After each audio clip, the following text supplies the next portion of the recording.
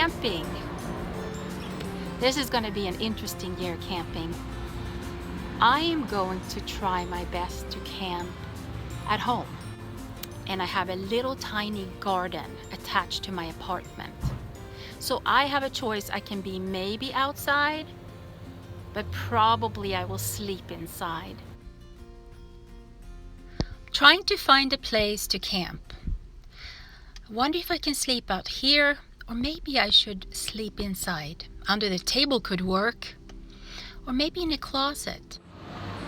I think I found a spot.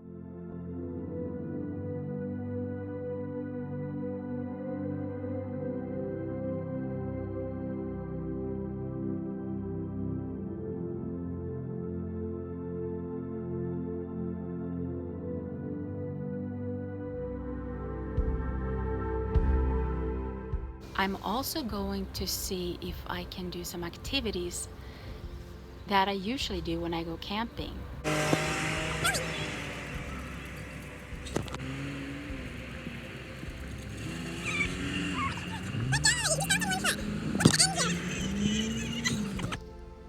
What activities do you usually do when you go camping?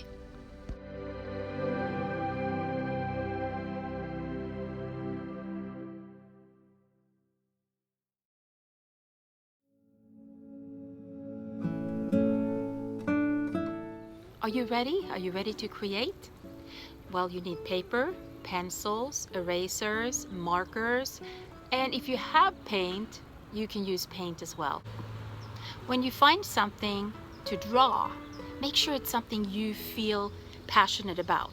I want to mention an artist that loved being in his garden, and he painted every single flower in his garden multiple times. He loved water lilies. He painted water lilies with big blobs of paint. He was fascinated by how the light hit each object outside, and he would paint for hours in his garden. You got it! Claude Monet.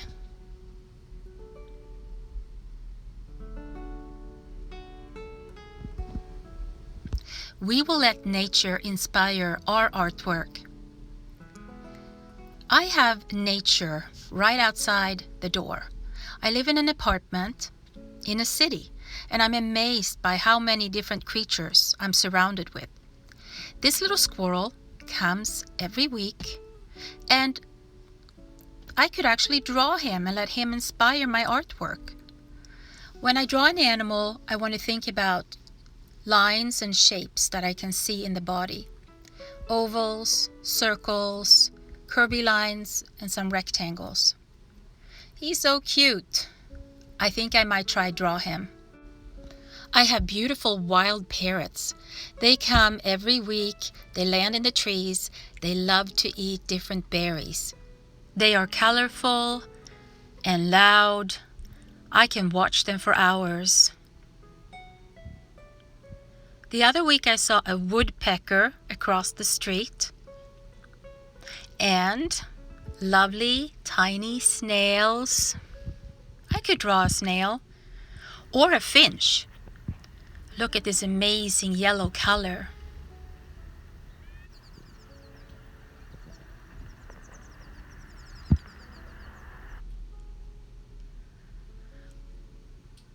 I also have bumblebees in my garden, and that's something I can draw as well.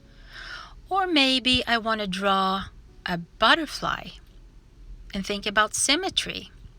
I hope I gave you some new ideas. I had no idea that all these animals actually live here right next to me. What will you draw when you go camping? Well, I hope I gave you ideas. You are the artist, so you get to pick anything you want. Let's say you actually have a squirrel that lives near you. You could draw that. You have to focus on the different shapes it's made out of. Ovals, circles, rectangles, a few straight lines, and a background. Make the background interesting. I happen to see a parrot where I live, and that's something I can draw. A parrot is made out of many curvy lines and ovals, and I want my parrot to really stand out, so I'm going to make him very colorful and include a setting. I want to include this fruit tree next to my parrot, and I'm telling a story at the same time as I'm drawing. Parrots like to eat berries. You can also draw a tree or a bush or a plant or a flower. This is my garden. Right outside, below my window, I have tiny little plants. And sometimes birds land in the bushes, and I can pick my own flowers and bring them inside in a vase. That's something you can draw.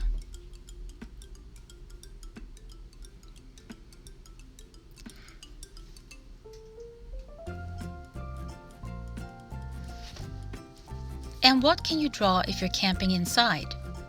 Well, you decide. You're the artist. Let's say you created your own homemade tent. You could draw that. Maybe you have a vase of flowers on your kitchen table, and you can draw that too. It's all up to you. Everything can work. Just be creative and nice to yourself.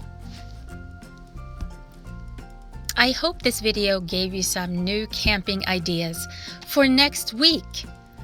We will do a lot of fun activities together, and I can't wait to create art with all of you.